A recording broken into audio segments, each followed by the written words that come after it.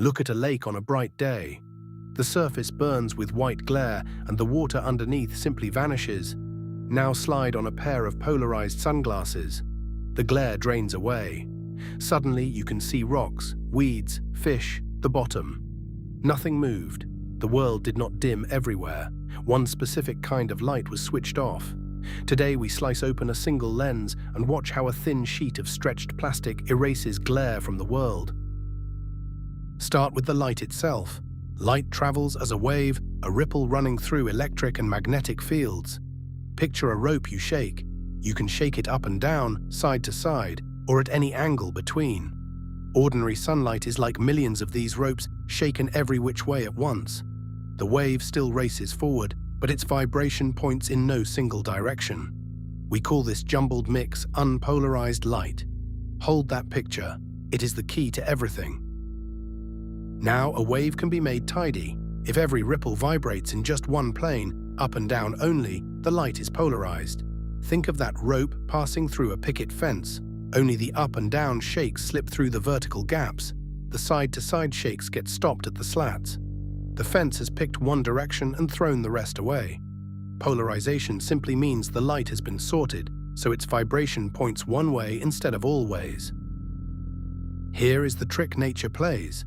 When light bounces off a flat surface, water, glass, a wet road, it gets sorted on its own. The reflection favors waves vibrating horizontally, parallel to the surface.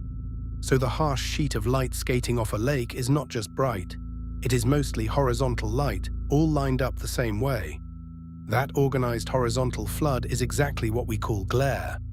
And because it is organized, pointing one direction, it can be targeted and removed.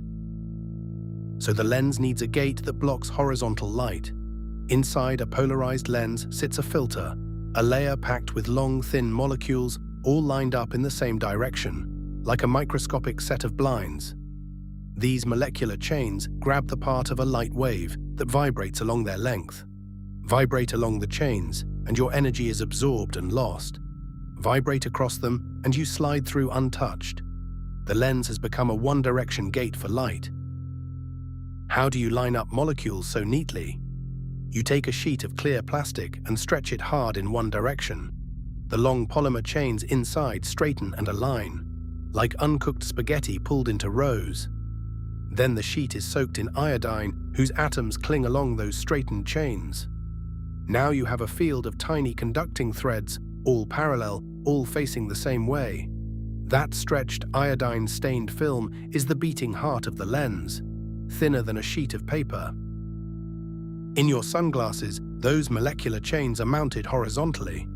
That setting tells the lens to absorb horizontal light and pass vertical light.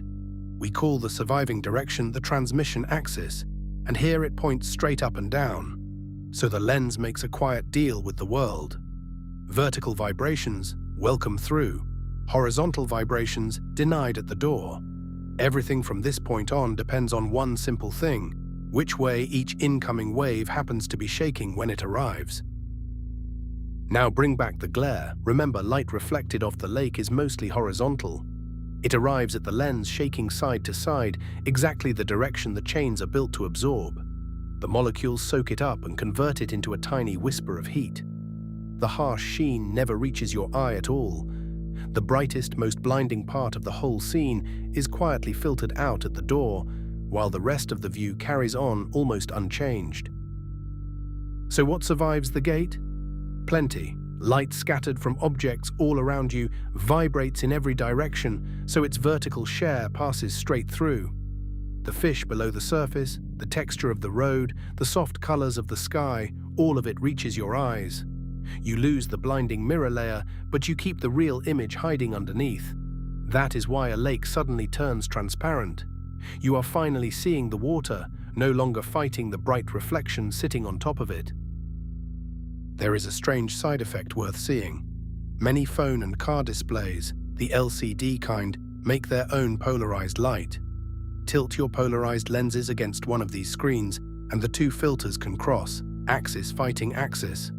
When they do, the screen goes black or breaks into oily rainbows. You have stacked two gates at right angles, and almost no light gets through. It is an accidental demonstration, right in your pocket, that these lenses truly sort light by direction. This is why polarized lenses shine in certain places. On water, anglers can spot fish hiding just below the surface. On snow, skiers cut the blinding sheet bouncing off the slope. On a wet highway, drivers tame the mirror of sun lying across the road. Anywhere light reflects off something flat and bright, the glare comes out horizontal, and the lens is already waiting for it. The flatter and shinier the surface, the more dramatic the rescue you will see. But the lens is not magic, and it has real limits. It only kills light lined up against its axis, so glare bouncing off a surface at an odd angle may leak through until you tilt your head. And those darkening screens can hide a dashboard or a phone in the exact moment you need to read it. Polarization is a precise tool, not a dimmer switch. It removes one organized slice of light and it leaves the messy rest of the world alone. So follow the whole chain one more time. Light travels as a wave that can vibrate in any direction. Bouncing off a flat surface sorts it, building a flood of horizontal glare. Inside the lens, stretched plastic soaked in iodine forms parallel molecular chains. Those chains absorb the horizontal light and pass the vertical.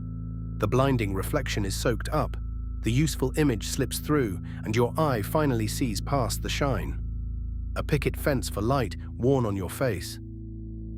A whole hidden property of light tamed by a stretched sheet of plastic thinner than paper. Next time you slip on your sunglasses and the glare quietly lifts off the water, you will know exactly which light just vanished and why the rest of the view stayed behind. That is the cutaway, one everyday object sliced open and understood. Thanks for watching, and we will see you in the next one.